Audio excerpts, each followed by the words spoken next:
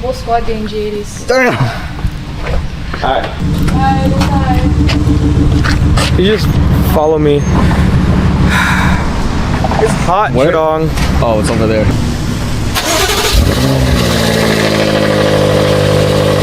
That's loud.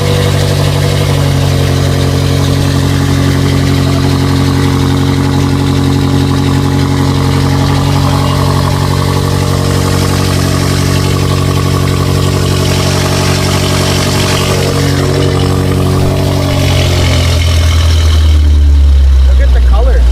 Sheesh. This is my new whip, baby. That looks sick. So we bought this and we didn't say anything. You guys probably saw it in the back of the shop in a few of the last videos. It's hot. Can we come back after it's cooled down and we can sit in the car and talk? Sure. I'll give you a quick... We can talk inside real quick. That color, so that is a 2021 M5 Comp in azurite gray metallic. Damn. I didn't even know that was a color. I didn't know that. We got it. Every time I saw pictures of azurite, I'm like, is that Dravit? And it's an azurite gray. What the hell is that? So right now it looks gold, right? When it's overcast, it gets like a blue purple tone to it.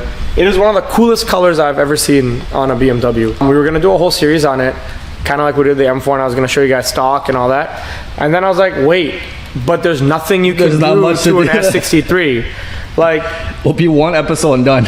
yeah, because like, okay, we could go do like bigger turbos, not integrated port injection and all this crap, but like, then I might as well go get an LT4 and do the same thing if I want unintegrated port injection that's gonna blow up later. Damn. So we didn't. This is gonna be a simple build. It's already modded, actually. It's got everything on it. We just waited to do one video. It's gonna be a one and done. This is the Racebox M5. Goals for it: 9s on the street, quarter mile in whatever hell weather this is. We did downpipes, intakes, charge pipes, or inlets rather, not charge, but just inlets. And we're gonna. Are we doing meth on it? I think we're doing meth for cooling. And then we did some other like housekeeping items, like the coolant tank that leaks. Actually, when we bought the car, it had a really weird idle, and it's because the OEM tank had already cracked and leaked. And the coil packs and everything, we had to put covered in coolant. We put new coil packs. Idle smooth now. What's funny is it never threw a misfire code, which is like really strange. But yeah, we're gonna do that, and then we're gonna custom tune it on MHD. That's it. I don't even know. Like I haven't even looked. I'm telling you, I haven't looked at a single dyno graph for these cars. Jeez. I have no idea what it's supposed to make on 93 or on E30, but we're gonna tune it on 93 and E30. I just know they run in good weather a 9.5 on the street, like the best. 9.5, damn. Yeah, like that's like the best, right? And then average like a 9.7, 9.8 in good weather. I'll be happy with a 9.9 in this weather, and then I know it's gonna run like a 9.7 consistent when it's nicer outside. That's it. We're not doing anything else to that car. But let's go take a look. Do you think it's cool now? Or do you think it's still hot? We'll find out. It's so loud. That's just downpipes. That cold start is just downpipes. Stock exhaust. Yeah. All right, let's go. You guys are gonna see it's stock. Like we don't even have a tune on this thing. Oh, actually, it's an OTS stage 1. Put stage 1 for fun. Did you see what? Yep. Look. Oh, okay. If you look at it, if you move it across, you can see the blue ship. Such a pretty color. What do you think of this interior versus the M4? It's like nice, sort of ish, not really, right? So at this point in the videos, you guys know I bought an X7. Did we tell them I bought an X7? Yeah, we talked about it a few times. No, we talked about how I was going to. Oh. So I did. Anyway, I bought an X7, so I was gonna compare it. I like my X7 interior more. So in terms of iDrive 7, the 7 series is the best. X7 and like the 7 series sedans have the best implementation of iDrive 7, and I think that iDrive 7 is superior to the iDrive 8 in the M4. But if I had to choose in a sedan, iDrive 7 or iDrive 8, iDrive 8 all day. Damn. Like this just doesn't look right. In my X7, it looks way better. It flows better. It's much more. I don't know what it is. Here, I wish I had iDrive 8, but I do appreciate that we have physical climate control, so that when I get in the car, dude. I can just instead of going through like 5 menus. That's my least favorite thing about the M4 too. So Chidong asked me, why did we get the car? That's a great question.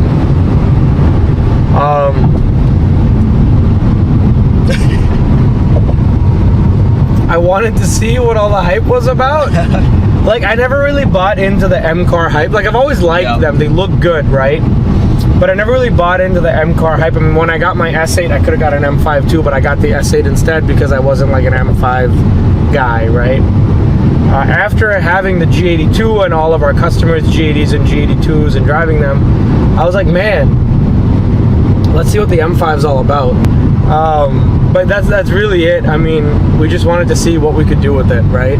See if it's worth all the hype, I guess.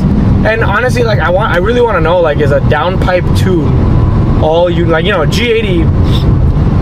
The hype was real, right? Yeah. Like downpipe tune was legit on a G80. So I want to know, is a downpipe tune really that good on an M5? Yeah. First impressions, stock for stock, I take the G80 any day. Jeez.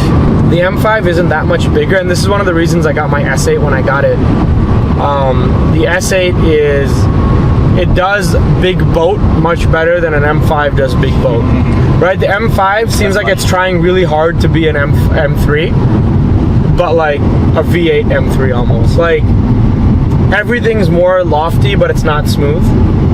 It kind of like, you feel the bulk of it, but then when you look at on paper, it's not that much bulkier. So you almost wonder, like, well, why does it feel that way, right?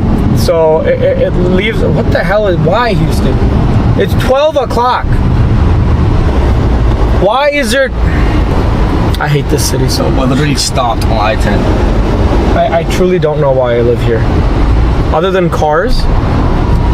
Anyway, it just feels like the M5 is a bad compromise. It's a bad compromise between a 7 Series and a 3 Series, I think is the best way I can put it. It tries to be a Goldilocks in a segment that doesn't need a Goldilocks. And I know I don't do car reviews. You're like, shut up, Hussein, just tune the car. Like, I get it, but I've driven a lot of cars. I have been, you know, lucky enough to own a lot of different cars. And it's, what is this? Dude, what is this? Bro. Nobody wants. Okay, maybe some people want, and clearly there's a good market. People buy M5s, but like nobody wants, in my opinion, halfway between a 7 Series and a 3 Series, right? Like, it doesn't handle as good as an M3, and it's not as smooth as a 750 or 760. So it's like, why do you exist? I guess because there's not an M7, it exists, right? Not to say people won't like it. Maybe that's really what you want. But when I think big body, I want to feel like my S8. It just glides over every bump and everything. Whereas this is pretty rough. The M5 is pretty rough, man. You feel. I mean, to be fair, we also put. Oh yeah, we didn't say that. We put the old G82 wheels on this because when we bought this used, right? Has 40,000 miles on it. I bought it from Bill Jacobs BMW. By the way, great dealer to work with in Chicago. They were super. We've had such good experience with BMW dealers we've dealt with. Palm Springs is great for the M4. Bill Jacobs in Chicago was good for this M5. Whoever traded it in, they didn't have the M5 comp wheels, or they sold them. Yeah. Bro, they traded it in on stock, like 530 wheels. They're 20s, or 21s, but they're stock, and they look goofy as hell. They have brand new PS4s. Oh. Which, it's so strange. I'm like, why did you do all that, spend all this money on tires, then not keep... Anyway, we don't have the M5 comp rims, and the stock 5 Series rims look stupid as hell on this car. So we got rid of them, and we put the G82 rims on here. So that's probably making it a little rough, but even on those other floaty, high sidewall 5 Series wheels, it still wasn't... It wasn't a great ride. So far, I like the G82 way more. Yeah, maybe we'll spend more time with this car, and yeah, we'll see how it does once it's you know, full send tuned and shit too. Bro, you could have so easily got prettiest driver. So I'm gonna make Chidong do a video on this one of these days. We're gonna take a stock G80 and pump in Shell, pump it out, pump in Exxon, pump it out, and then pump in HEB 93 from this specific HEB, and you guys will realize how amazing HEB gas is. Jesus. HEB 93 is consistently the best 93 that we ever get. Like, I'm talking like compared to 15 to 20 horsepower more. Yeah. Every time compared to Shell. So if you're in Houston, HEB on Bunker Hill is probably the best 93 in the city. All right, great, man. gas. Look at that price, $233 per unit. Pretty good.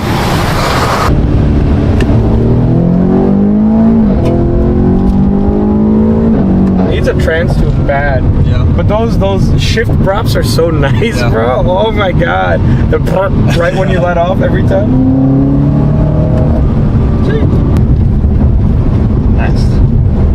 Yeah, this is a pretty rough ride, dude. On this road.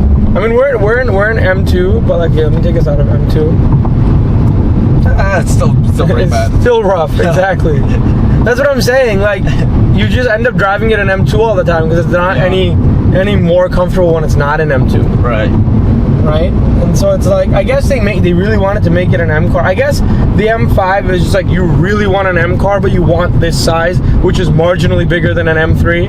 You get it. Alright, we'll do it 40 roll. Ready? Yeah.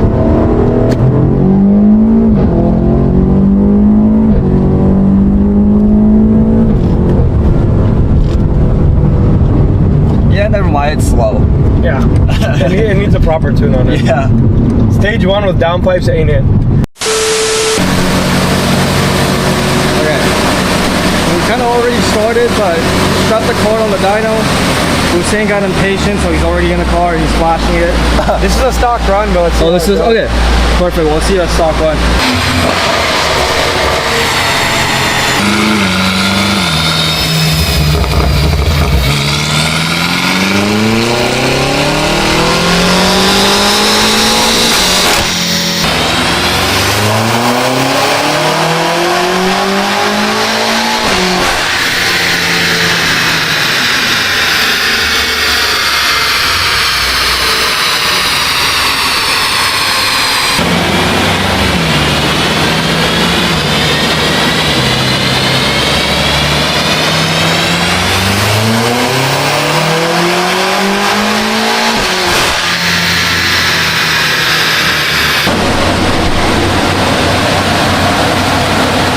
OTS stage 2, 614, well 615 horsepower, 588 torque. Let's see, good gains throughout the entire power band. Not bad. I just downloaded a new file. We're moving on to the custom tune with V1. Hussein is too hot to come out and do this, so I'm gonna run the car. It's a pretty hot day today, I won't blame him.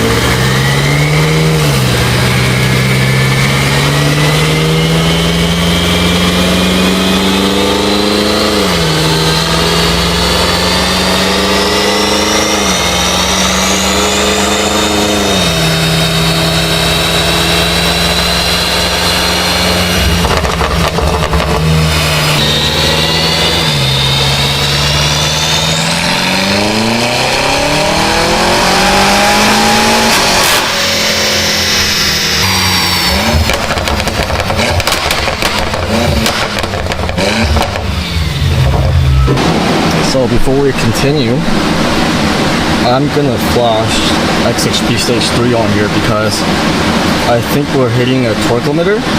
So we're gonna flash this just to eliminate that.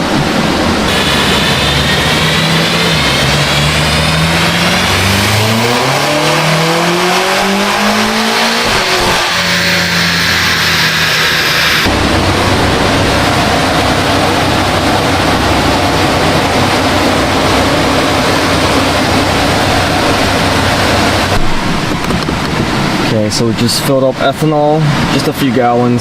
I'll put it back into dyno mode, mix the ethanol a little bit, and then we're gonna send it.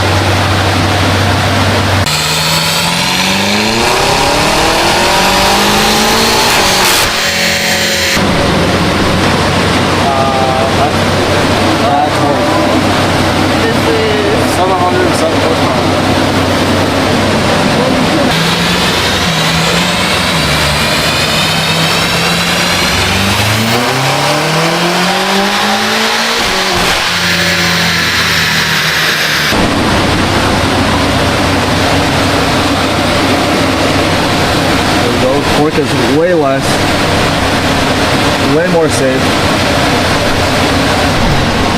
So while we are still here,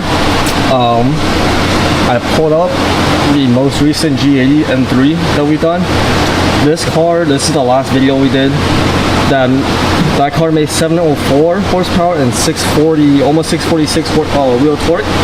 So I wanted to compare between a downpipes tuned S58 versus a S63, and here it is. I mean, so if you look at the two E30 runs that we did, the one with the turn down torque and then the one with the where we eated the torque a little bit, yeah, down low torque wise is the M5 is taking off, but up top they're very similar. I mean, look at that. So the green, the highlighted one, that's the G80 M3, the S58.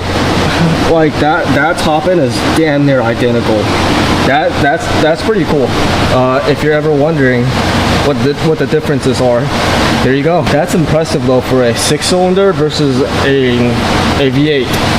That it can make the same top end power, but obviously, you know, down here, I think in a race, I think the G80 will still win.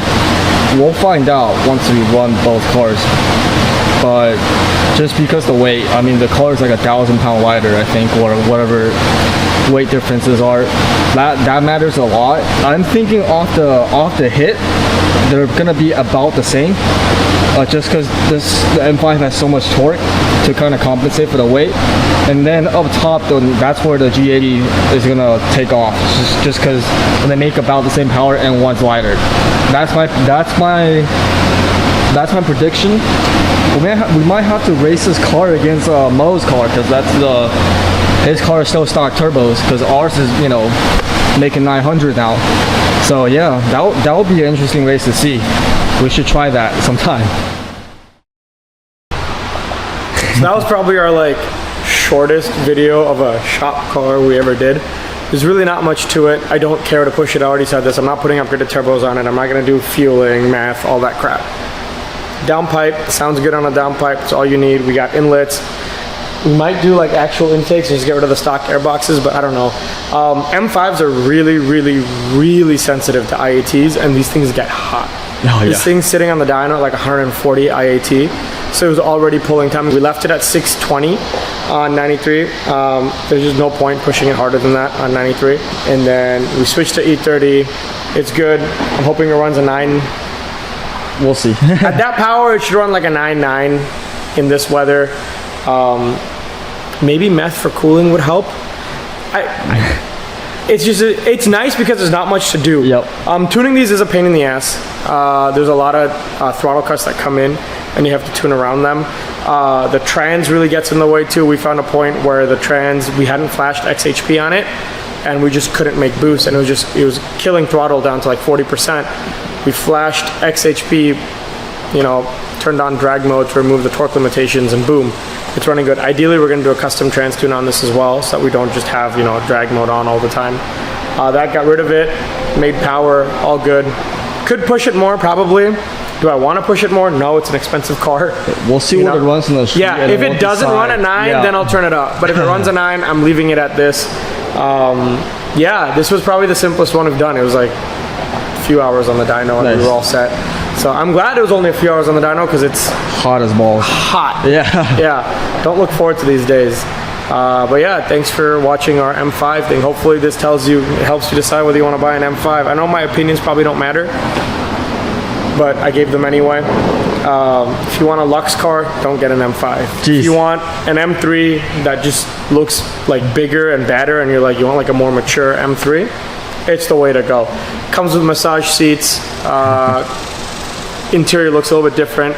It sucks that they didn't make the F90 with the iDrive 8, and you have to go to the ugly whatever that thing, whatever, I don't even know what are they calling it, a G90? What is it called? Well, whatever that ugly new M5 is called, you have to go to that for iDrive 8, and that sucks. I think an F90 with iDrive 8 would have been a sweet spot. Heavy M5, the super heavy one. Yeah, the mild hybrid. Yeah, I think an iDrive 8 F90 would have been perfect.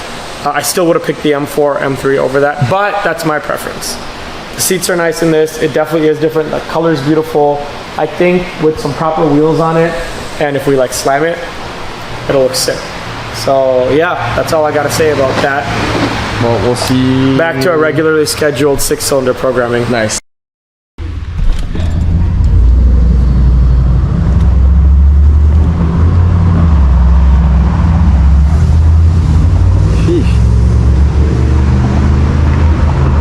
What the hell? It's missing the emblem right now because we haven't gotten around to drilling the holes for it, but the carbon hood's on. Looks pretty cool.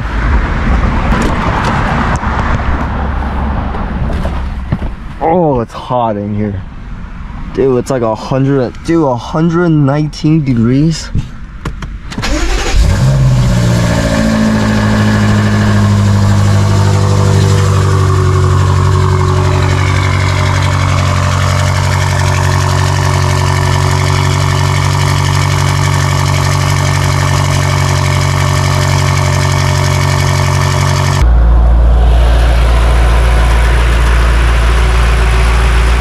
Something we just added recently are these AFE intakes to kind of match the carbon inlets that we had.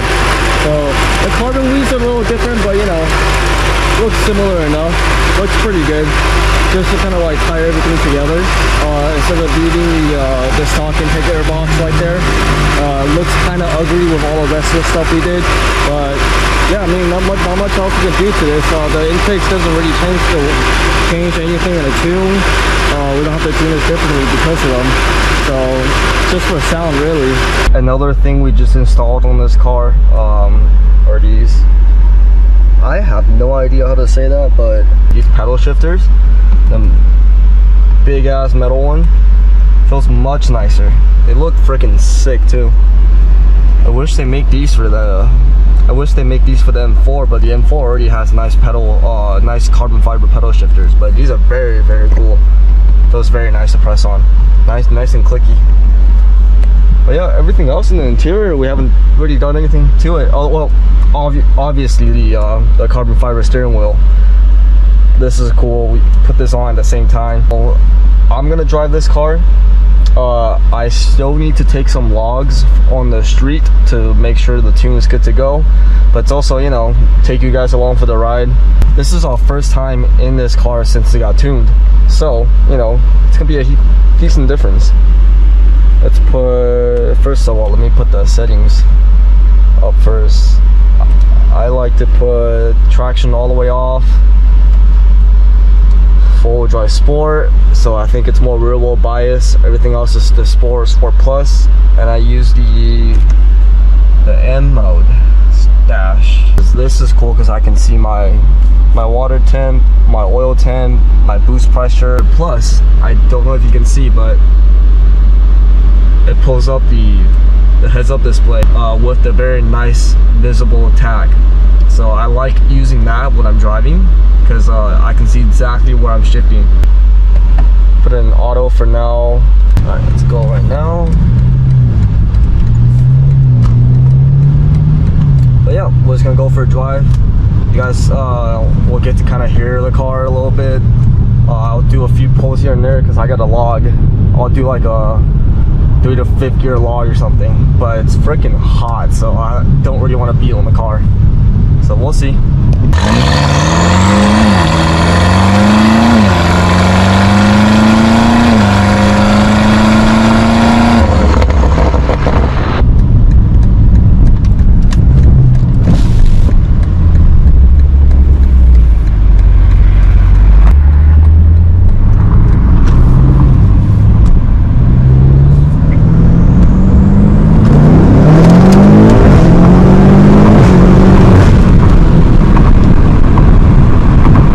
Jesus. Oh, my phone's gone. Yeah, that was the 2nd gear pull. I mean, dude, holy dude, this car before, like, you can do like a 1st gear pull, 2nd gear pull, not like, it doesn't really feel like anything. Right now, dude, holy for how heavy this thing is.